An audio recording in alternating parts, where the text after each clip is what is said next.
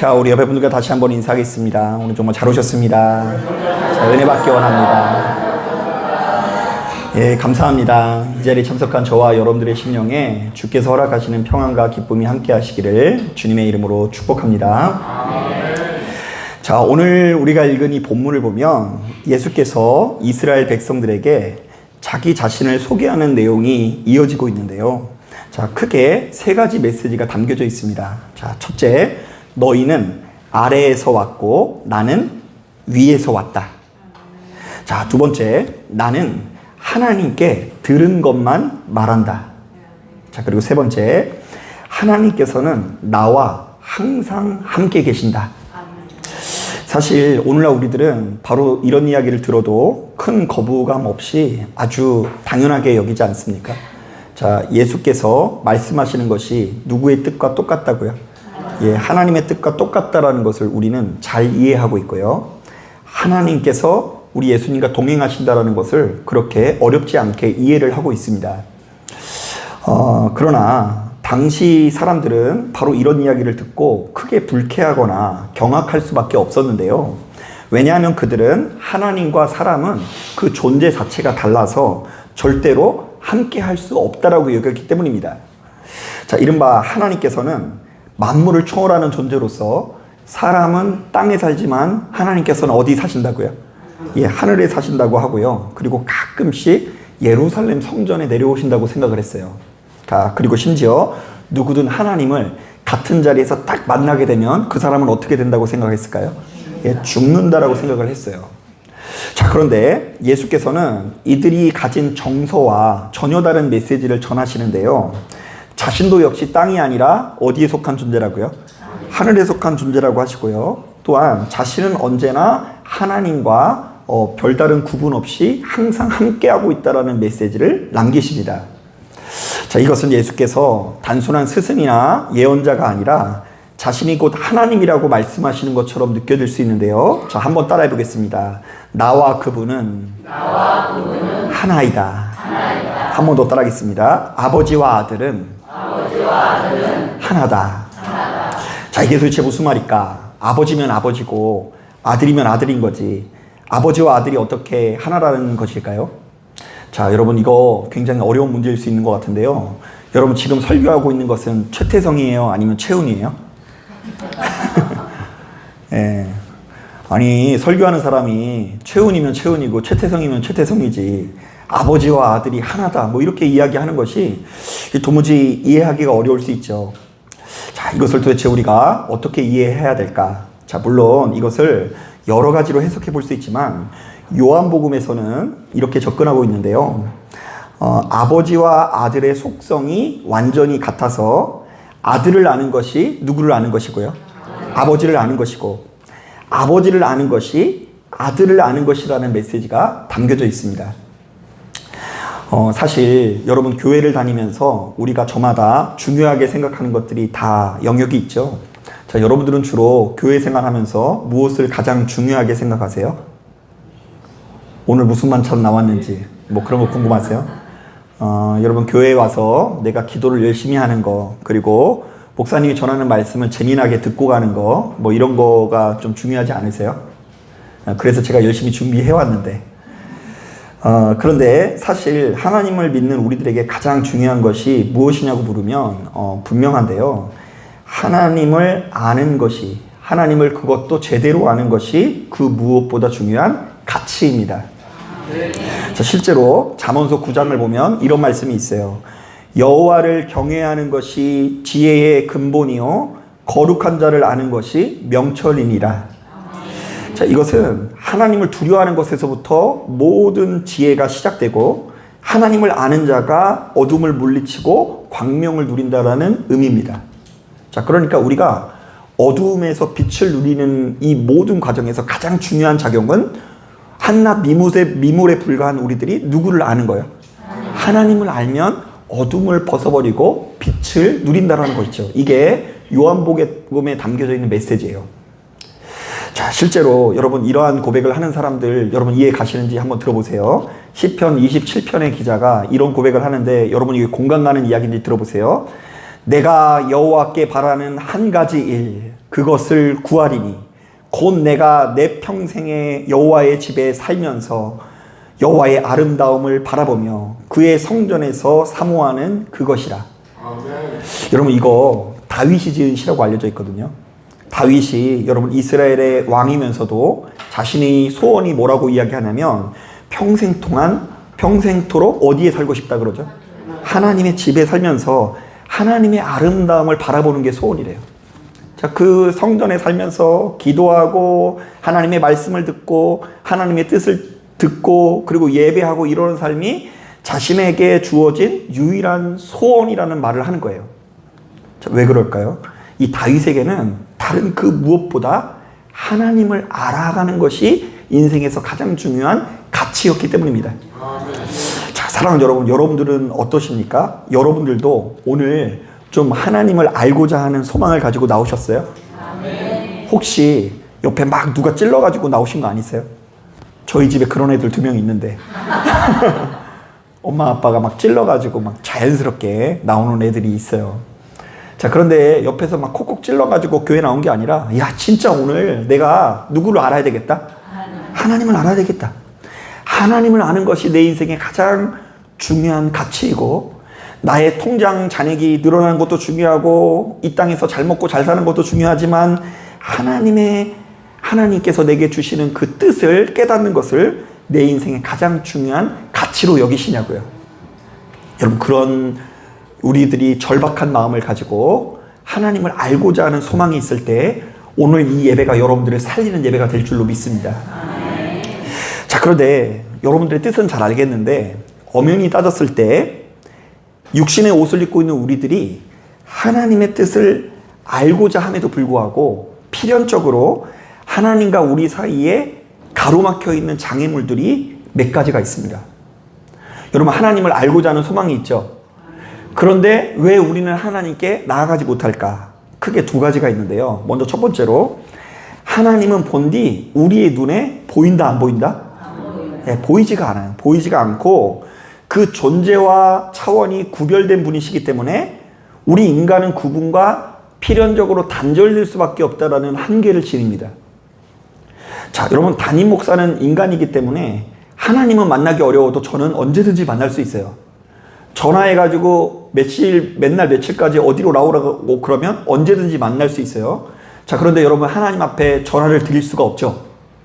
아무리 존귀한 것들을 많이 준비해가지고 하나님 오늘 제가 대접하겠습니다 해도 하나님이랑 우리랑은 연결되지 않아요. 끊어져 있어요.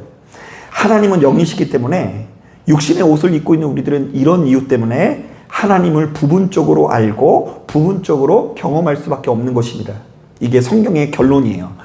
예수께서 오시기 전에 그 하나님의 사람들이 하나님을 알긴 알지만 어떻게 한다고요? 부분적으로만 알고 제대로 알지 못한다. 자, 또한 2번째로 우리 인간은 제가 거듭해서 이야기하는 것처럼 육신의 존재로서 무엇이 하나님의 뜻이고 무엇이 하나님의 뜻이 아닌지를 제대로 분별할 수 있는 능력을 충분히 갖추고 있지 못하다라는 한계를 지닙니다. 자, 인간은 죄된 존재로서 필연적으로 하나님의 높으신 뜻을 제대로 깨닫기 어렵고 깨닫더라도 유통기간이 몇 시간이에요? 3분밖에 안 되는 걸 경험해요. 갈수록 줄어들죠. 그 유통기간이 길지가 않아요. 그 영이신 하나님의 높으신 뜻을 육신의 옷을 입고 있는 우리들은 오래 간직할 수 없다라는 한계를 지녀요. 자, 그래서 우리 인간은 구조적으로 하나님의 뜻을 오해할 수밖에 없어요. 100% 내가 하나님을 정확하게 안다? 그런 거는 말도 안 되는 얘기예요. 누구나 다 하나님을 어떻게 한다고요? 오해할 수밖에 없어요. 하나님의 뜻을. 때로는 그래서 자기 생각을 하나님의 뜻으로 오해하고요. 설령 하나님의 말씀을 듣더라도 그것을 아주 오랫동안 꾸준히 붙들면서 하나님의 뜻에 좀처럼 이르지 못합니다. 우리 인간은 아무리 하나님을 붙들고 있어도 깨어지기 쉽고 오염되기 쉬운 질그락과 같은 존재라는 것입니다. 자, 바로 이런 상황 속에서 하나님께서는 우리를 그냥 내버려 두지 아니시고 이 땅에 누구를 보내주셨을까요? 예수 그리스도를 보내주셨는데요. 예수께서는 우리의 눈에 보이지 않는 하나님께서 이 땅에 육신의 옷을 입고 있는 오신 분으로서 하나님과 우리 사이에 놓여져 있는 이 틈바구니를 해결하십니다.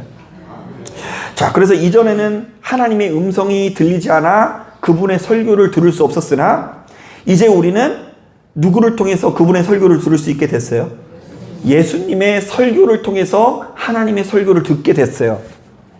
자, 이전에는 하나님이 보이지 않아 하나님의 형상이 우리의 눈에 잘 보이지 않았어요.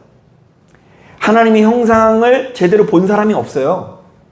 자, 그러나 이제 우리는 예수님을 통해서 그 누구든 간에 하나님의 형상을 제대로 마주하게 되었다라는 것입니다. 자, 그러니까 이 말은 바꿔 얘기하면 예수님을 바라보지 않으면 하나님을 바라볼 수 있는 방법이 있다는 거예요, 없다는 거예요? 없다는 거예요. 누구를 통해서만 하나님의 형상을 볼 수 있다고요? 예, 우리 인간은 예수님의 형상을 통해서만 하나님의 형상을 바라볼 수 있는 거예요. 실제로 요한복음 1장 18절을 보면 이런 말씀이 있어요. 본래 하나님을 본 사람이 없으되 아버지 품속에 있는 독생하신 하나님이 나타내셨느니라. 아버지 품속에 있는 독생하신 하나님이 누구예요? 독생자 예수. 그 예수가 하나님의 형상을 나타냈다라는 이야기예요. 자, 심지어 요한복음 17장 3절에는 이런 말씀이 있습니다. 영생은 곧 유일하신 참 하나님과 그가 보내신 자 예수 그리스도를 아는 것입니다. 자, 우리가 영생을 누리기 위해서는 누구를 알아야 된다고요? 예, 원래는 하나님을 알아야 되는데 하나님을 경험하거나 알 수 있는 방법이 없으니까 이 땅에 보내신 누구를 알면 된다고요? 예수님을 알면 하나님을 아는 역사나 효과가 나타난다는 이야기예요. 자, 그러니까 이전에는 사람이 하나님의 뜻을 알기 위해서는 시내산 같은 데 올라가야 됐어요. 시내산 같은 데 올라가서 오랫동안 기도하면서 무작정 하나님의 임재를 기다려야 했고요. 또한 어쩌다 그분이 임재가 나타났다고 하더라도 머릿속이 복잡해졌어요. 이것이 정말 하나님의 뜻인지 아닌지를 분별하는 데 오랜 시간을 이렇게 가져야 됐습니다. 자, 그러나 이제는 누구만 바라보면 된다고요? 예수 그리스도의 형상만 바라보면 100% 정확한 하나님의 뜻을 알 수 있다는 것입니다. 자, 여러분, 이것이 교회를 나오는 이유예요. 예수님이 남기신 말씀과 예수님의 행적을 추적하면서 우리는 그 예수님의 형상을 통해서 그분과 완전히 동일하신 누구의 형상을 경험하는 거라고요? 하나님의 형상을 경험하는 것이죠. 자, 여러분 한번 따라 보겠습니다. 오로지 예수님의 형상만이 가장 확실한 표적이자 응답이 된다. 네, 결국 여러분, 하나님과 예수님이 완전히 동일하시다라는 것은 너희 안에 있는 이 모든 불확실함을, 너희 안에 있는 모든 불확실성을 네. 이해하실 줄로 믿습니다. 불확실한 거 있잖아요, 여러분. 이게 하나님의 뜻인지 아닌지 모르겠어. 그런데 이것을 누구를 통해서 해결할 수 있다는 이야기예요? 예, 예수님을 통해서 해결할 수 있다는 얘기예요. 예수님. 이게 하나님의 응답인가 아닌가? 하나님의 뜻인가 아닌가? 심지어 이 교회가 하나님의 뜻대로 움직이고 있는가? 이것을 분별하는 모든 기준이 될 수 있는 것이 예수님의 가르침이고 예수님의 삶이고 예수님의 십자가와 부활이라는 메시지를 하고 있는 거예요. 자, 여러분, 제가 냉정하게 해볼까요? 자, 그런데 실제로 우리 주변을 보면 교회들이 참 많은 것 같죠? 자, 그런데 이 많은 교회들이 하나님을 한 분 모시는 것 같아요? 아니면 여러 분 모시는 것 같아요? 한 분 정말 맞아요? 우리가 믿고 있는 분이 정말 한 분인 것 같으세요? 아멘 해주시는 분은 대단한 거예요. 제가 봤을 때는 하나님을 진짜 너무나 다양한 모습으로 믿고 있는 것 같아요. 생각보다 많은 사람들이 정작 교회를 다니면서도 하나님께서 어떤 분이신지를 제대로 알지 못한 채 큰 고통과 괴로움에 빠져 있을 때가 너무나 많이 있어요. 이른바 교회를 오랫동안 다님에도 불구하고, 그래서 하나님을 사랑함에도 불구하고 하나님을 제대로 배우지 못하고 하나님을 제대로 알지 못함으로 인해서 우리 안에 있는 어둠이 좀처럼 해결되지 못하는 경우가 너무나 많이 있다는 거예요. 아니, 어떤 면에서는요, 하나님을 제대로 알지 못하고 무작정 열심히 믿는 사람들 중에 세상 사람들보다 더 잘못된 길로 가는 사람들이 있는 것처럼 보일 때도 있어요. 자, 여러분 말씀을 준비하다가 생각나는 장면이 있습니다. 여러분 저랑 함께 신앙생활하면서 이미 아시는 분은 아시겠지만 어제 이 생각나서 이 주님께서 주신 말씀이라고 생각하고 또다시 나누는데요. 자, 저는 참 황당하게도 아주 어린 시절부터 그 원수마귀의 역사에 굉장히 민감한 어린이였습니다. 이 초등학교 3학년, 4학년 정도밖에 안 됐는데 이 당시에 저희가 가지고 있는 사고관은 이 세상이 온통 죄악의 권세에 사로잡혀 있고 원수마귀가 득실거리다라고 생각을 했어요. 자, 그래서 희한하게도 집에 있거나 교회를 가면 괜찮은데 밖에만 나갔다 오면 제 자신이 더러워졌다는 생각이 드는 거예요. 자, 심지어 어떤 때는 머리가 깨질 것 같이 아프고 속이 울렁거리는 것 같은 느낌이 들어가서 초등학교 3학년, 4학년밖에 안 되는 애가 이제 통성으로 집에 들어와서 그 저희 집에 만든 이 장롱이 있거든요. 장롱이 기도처인데 그 장롱에 들어가가지고 원수마귀가 떠나가게 해달라고 매일같이 기도를 했어요. 원수마귀는 물러갈지어다. 그런데 신기하게요. 그렇게 기도하면 머리 아픈 게 싹 가셔요. 그래서 저는 그게 정말로 하나님께서 저에게 보여주신 역사라고 생각을 했어요. 심지어 친척 집에 가서도 괜시리 머리가 아픈 거예요. 왜냐하면 친척들이 예수 안 믿으니까 만나면 뭐예요? 고스톱 치고 뭐 술 먹고 뭐 요즘이야 뭐 담배를 많은 사람들이 모였을 때는 안 피지만 옛날에는 그냥 식구들이 모였을 때 담배 피고 막 그랬잖아요. 그죠? 그럼 뿌연 연기 속에서 제가 더럽다고 생각했나 봐요. 또 머리가 아파요. 그러면 방 한 구석에 가서 원수마귀는 물러갈지어다 이렇게 하면서 기도를 했어요. 근데 여기서 문제. 제 친척들 눈에 제가 아름다워 보였을까요? 아니면 좀 이렇게 됐다고 생각했을까요?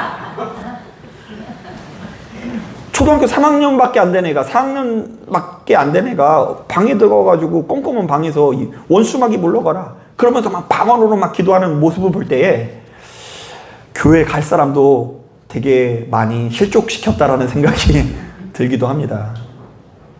그래서 제가 자녀를 키워가면서 이제 느끼는 거예요. 아, 초등학교 4학년이면 이 정도 나이인데 아, 내가 그렇게 살았구나. 자, 그런데 여러분 이게 참 무서운 게요. 제가 성인이 된 이후에도 바로 이런 신앙관을 꽤 오랫동안 놓지를 못했어요. 솔직히 말하면 지금도 역시 완전히 자유해졌다고 보기는 좀 어려워요. 저는 이 필연적으로 마음 한구석에 어떤 마음이 있냐면 이 목회가 꽤 힘들게 느껴지냐면 성도님들에게 어떤 문제가 생기고 어려움이 발생하면 바로 그것을 이 사단의 역사 내지는 내가 기도가 부족한 것으로 연결시키는 그런 사고가 있기 때문이에요. 여러분 그거 잘 생각해 보세요. 얼마나 피곤한지 몰라요. 오늘 오시다가 교통사고 날 수 있잖아요. 그죠? 그런데 그게 교통사고가 우연히 난 거예요? 아니면 하나님께서 치신 거예요? 아니면 원수마귀의 역사예요? 그냥 우연히 발생한 사고면 보험사만 부르면 되는데 이 하나님께서 치신 거면 또 복잡해요. 또 원수마귀의 역사면 또 거기서 또 복잡하게 들어가는 거예요. 그래서 특히 누군가가 아프다고 하면 얼마나 열심히 기도했는지 모릅니다. 평상시에는 하지 않다가도 그런 때에는 이제 사단이 나에게 맞짱을 떴다라고 생각을 해서 또 열심히 기도를 합니다. 왜냐하면 지금 이 모든 문제와 괴로움들은 분명 원수마귀가 주는 것으로 생각했기 때문입니다.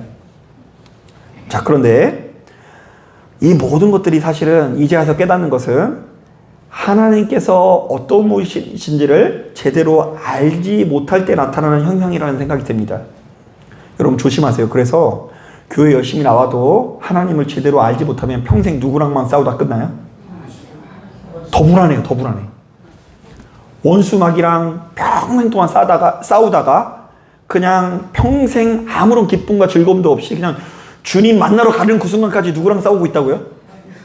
예, 원수마귀랑 싸운다니까요. 이 산소호흡기는 떠나갈지어다 막 이러면서 그렇게 비참한 인생에 놓이게 될 수 있는 거예요. 하나님을 알지 못하면 그렇게 자유함이 없어요. 자, 여러분 몇 가지 사례를 제가 좀 더 소개해 보자면 여러분 2020년도에 사회적으로 큰 이 반향을 일으킨 사건이 있는데요. 그 모 교회는 목회자의 겉면 앞에서 그야말로 절대 충성하는 훈련을 시킨다고 합니다. 자, 그런데 그 신앙 훈련의 내용들이 장난이 아니에요. 저 같으면 성질 나가지고 그냥 뛰쳐나갈 것 같은데 그렇게 수많은 사람들이 모이는 거 보면은 제주가 용하다는 생각이 드는데 그 교회에서 어떤 신앙의 훈련을 시키는지 들어보세요. 겨울철 얼음물에 1시간 들어가 있기, 사창가에서 복음을 전하다가 맞기, 나이트에서 조폭에게 복음을 전하다 맞기, 교회 하수구에 갇히기, 3일간 자지 않기, 일주일 동안 하루 2시간만 자기, 물 안 먹고 3일간 금식하기, 심지어 인분을 먹어보기. 그래서 그 교회 성도들은 목사님의 뜻에 절대 순종하는 훈련 차원에서 이렇게 엄청난 훈련들을, 미션들을 통과할 때에 비로소 직분을 받을 수 있대요. 그렇게 절대 충성하는 사람들만 교회에 수천 명이 모인 거예요. 자, 이런 이야기를 들으면 또 한 가지 분명해지는데요. 자, 우리가 예수를 알지 못하면 우리도 모르는 사이에 어딘가로 끌려가서 누군가의 노예된 생활을 얼마든지 할 수 있는 거예요. 우리라고 인분 먹지 말란 법이 없어요. 우리도 가서 뭐 얼음 물 깨고 들어가가지고 1시간 있으면서 내가 이제 직분을 받을 만한 믿음의 사람이 됐다라고 이야기하는데, 이 모든 것들이 하나님을 알지 못하기 때문이에요. 아니, 어떤 부모가 자기 자녀한테 그렇게 학대 비슷한 짓을 해요? 그게 어떻게 하나님의 역사입니까? 그런 문제의식이 없으니까, 하나님이 어떤 분인지 모르니까 그렇게 엉뚱한 자학을 하고 있는 것입니다. 여러분, 이 이야기 나온 김에 하나만 더 얘기해 볼까요? 비교적 최근에는 그 10개 석국 총회라는 사이비 단체가 크게 화제가 된 적이 있습니다. 요즘에 그 넷플릭스에서 이 단체를 이렇게 고발하는 프로그램이 또 나왔더라고요. 그런데 눈을 뜨고 볼 수 없어요. 역겨워서. 자, 여러분, 이들의 교주인 이 박광규 씨는 경기도 광주시의 한 야산에서 기도하다가 엘리야의 환상을 보았다고 하는데요. 여러분, 이거 노란하면 안 돼요. 여러분, 엘리야 대단한 사람이에요? 아니면 우리가 더 대단한 사람이에요? 우리가 왜 대단하냐면, 엘리야는 누구를 못 봤죠? 예수님을 못 봤잖아요. 하나님을 알 수 있는 유일한 길은 누구의 형상이라고요? 예수의 형상인데, 우리는 예수의 형상을 알지만 엘리야는 몰라요. 자, 그러니까 여러분, 누군가가 엘리야 형상 봤다고 해서 놀랄 필요가 있다가 없다? 없다. 제가 발음이 오늘 좀 안 좋아요. 여러분, 우리가 엘리야 형상 봤다고 해서 현혹될 필요가 없어요. 그런데 현혹된 사람들이 많았나 봐요. 그래서 이분이 전국을 돌아다니면서 사역을 하는데요. 그 설교의 내용이 얼마나 황당한지 몰라요. 1994년도에는 북한이 남침하여 전쟁을 일으킨다고 하면서 전국의 피난처인 10개 지부를 개설해서 신도들을 이주시킵니다. 자, 그런데 94년도에 남침이 일어났어요? 안 일어났어요? 안 일어났으면은 떠나야죠. 틀렸잖아요. 그런데 안 떠나요. 그 모임을 계속해서 고수하다가 2009년도부터는 최후 심판날 구원받기 위해서 타락한 세상과 단절된 그들만의 신앙촌 건설을 위해 전 신도를 브라질로 이주시키는데요. 지금까지 무려 1000명이 넘는 사람들이 고국에 있는 모든 전 재산을 팔아서 그곳에 가서 공동체 생활을 하고 있습니다. 자, 그런데 더욱 황당한 것은 이 교주 박명호는 이제 선을 넘는데요. 자기 자신이 하나님이자 성령이자 그리스도라고 주장하며 창기 십자가라는 교리를 내세웁니다.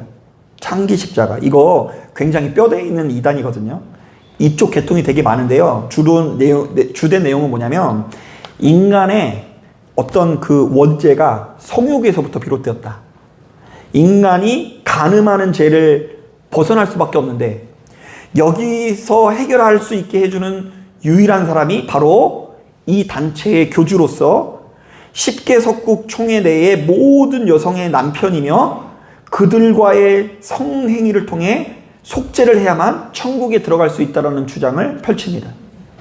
그러니까 인류 최초의 원죄가 성적인 죄여서 메시아적인 존재와의 성적인 관계를 통해서 자유함을 누리게 된다는 교리인데, 이런 교리를 펼치는 이단들이 굉장히 많고요.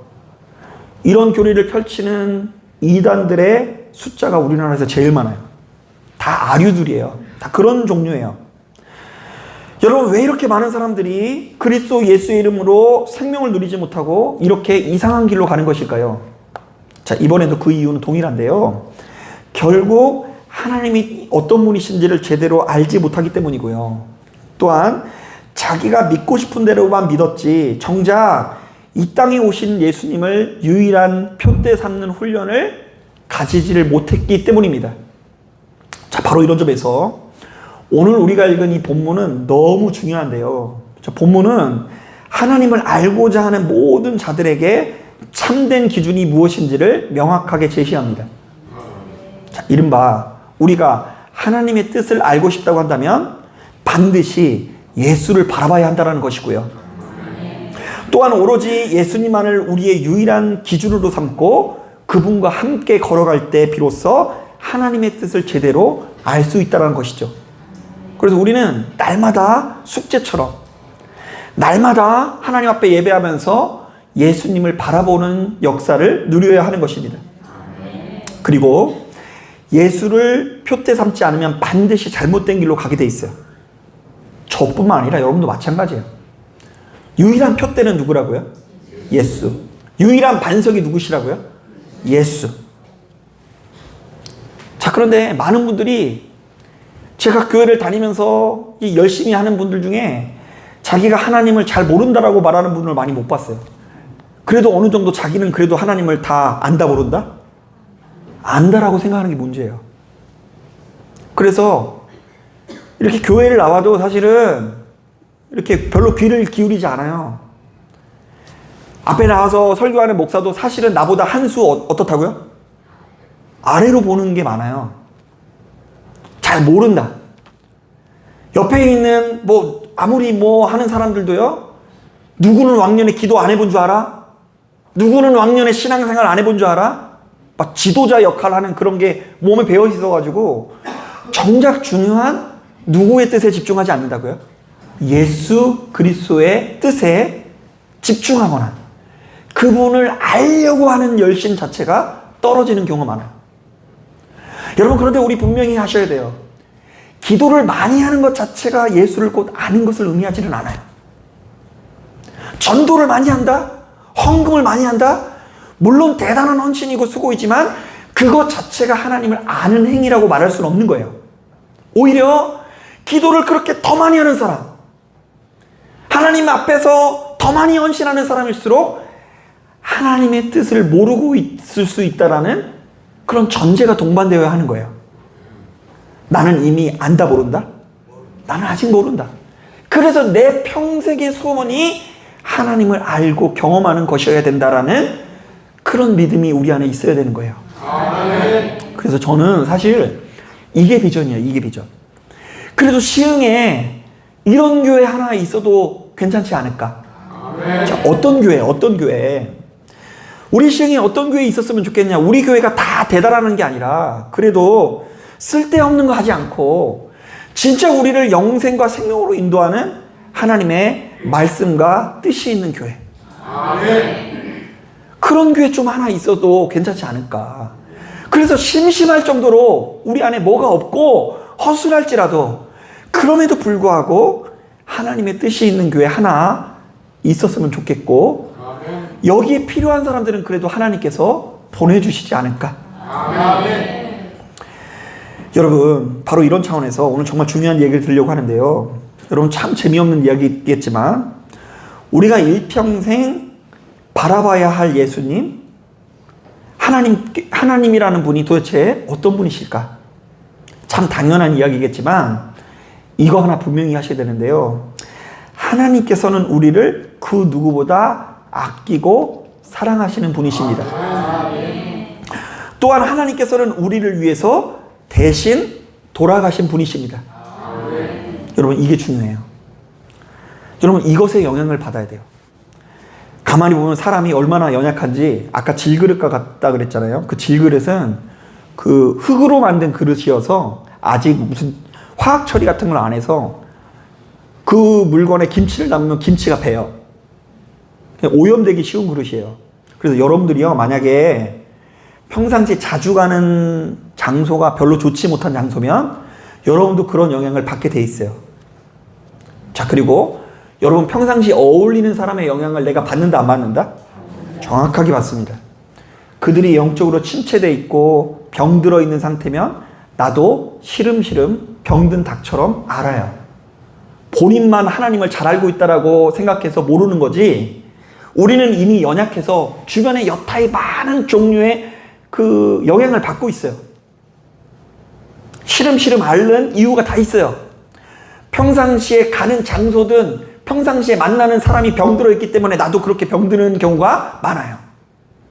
그래서 그런 흐름을 끊고 우리는 우리의 반석 대신, 우리의 소망 대신은 누구를 바라봐야 된다고요?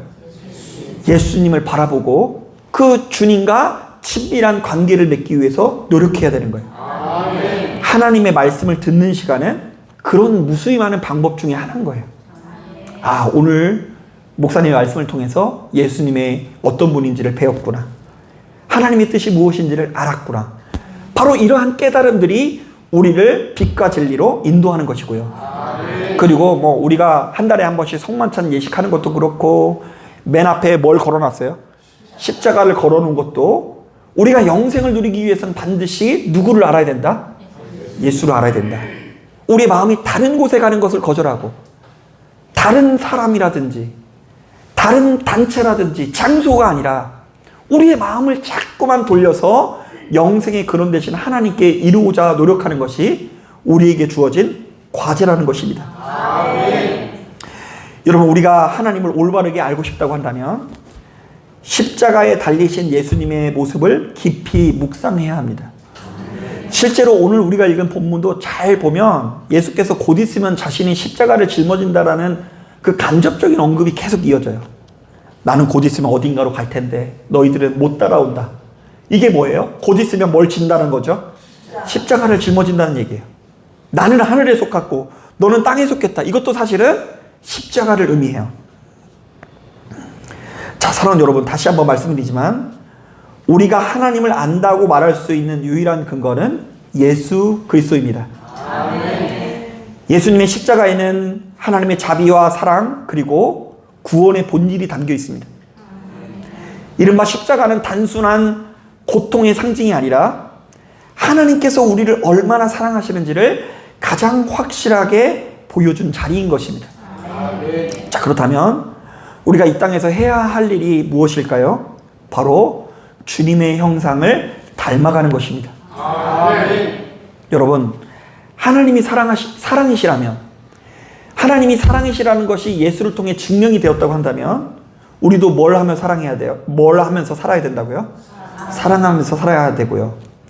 하나님이 용서하시는 분이라면 우리도 뭘 하며 살아야 된다고요? 용서하며 살아야 되고, 하나님이 낮아지고 죽기까지 섬기는 삶을 살았다고 한다면 우리도 겸손히 섬기며 살아야 하는데요. 이것이 진짜 하나님을 아는 자의 삶인 것입니다. 자, 한번 따라해 보겠습니다. 나와 그분은 하나다. 예, 내가 누구와 하나라고요? 예수님과 하나예요. 자, 한번 더 따라하겠습니다. 나는 예수님 안에서 하나님을 경험합니다. 알게 됩니다. 한 번 더 따라하겠습니다. 나는 예수님을 바라보며 하나님의 뜻 안에서 살아갑니다. 네, 그런데 이게 당연한 공식인데 우리한테 새겨지질 않아요. 자꾸 이상한 기복, 성공, 내가 이 땅에서 잘 먹고 잘 살고 부자 되고 싶으니까 자꾸 하나님을 떠올려도 예수를 통해 가지 않고 돈을 통해 예수님께 나아가려고 해요. 축복이라는 것을. 영생이 아니라 자꾸 한방.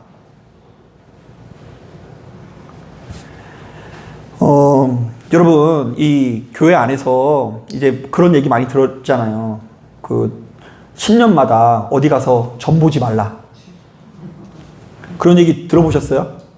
전 보면 안 된다고 배우잖아요. 몰래 가실 거예요? 가신 분 계세요? 근데 왜 가지 말라고 하냐면요. 뭐 옛날에 어떤 청년이 그러더라고요. 어떤 무슨 선녀보살인가한테 갔더니 들어가자마자 딱 알더래. 직장 문제 때문에 왔구만. 막 이러더래요. 어우, 막 얼마나 무서워요. 아무 말도 안 했는데 가가지고 직장 때문에 왔다는 걸 안대. 자, 그런데 그렇게 모든 것을 꿰뚫어 보는 사람 참 대단한데, 저는 뭐 여러분 얼굴 보자마자 잘 모르거든요. 왜 오셨는지. 근데 그 뭐 꿰뚫어 보는 사람, 그거 왜, 그 대단한 사람인데도 왜 가지 말라고 하냐. 그들이 추구하는 복이 우리들이 추구하는 복과 좀 다르기 때문이에요. 엄연히 따졌을 때 개들도 별로 영생을 누리며 살지 못해요.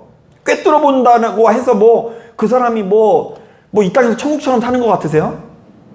사실은 그 사람이 더 가난하게 살아갈 수 있다니까요. 더 돈돈거리며 살아갈 수 있어요.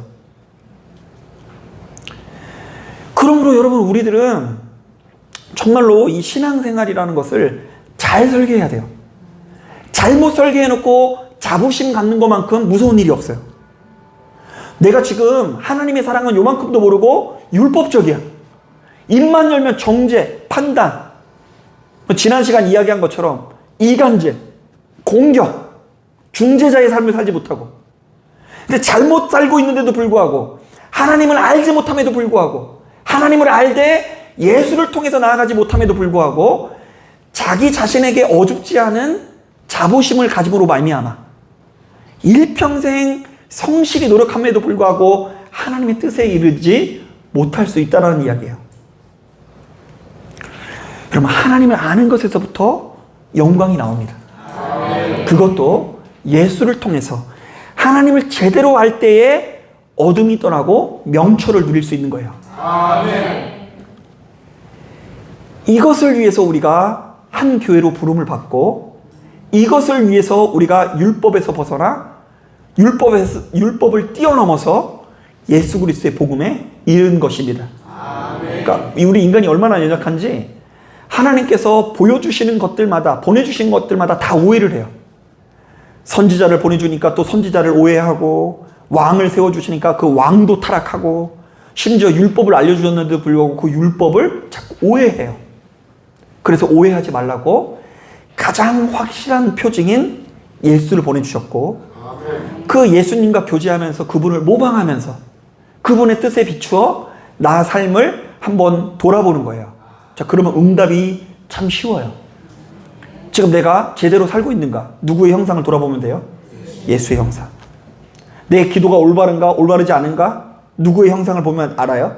예수. 모든 내 삶의 표대 되시는 분이 예수고, 예수와 나를 맞춰서 예수를 철저히 닮아가기 위해서 노력하는 것이 우리 성도님들의 유일한 소망이 되길 바랍니다. 아멘. 아무쪼록 예수님이 내 안에, 내가 예수 안에 거할 때 우리가 비로소 하나님을 알고 하나님과 함께 걷는 인생이 될 수 있다는 것을 믿으시는 저와 여러분들이 되기를 주님의 이름으로 축복합니다. 아멘. 자, 기도하겠습니다.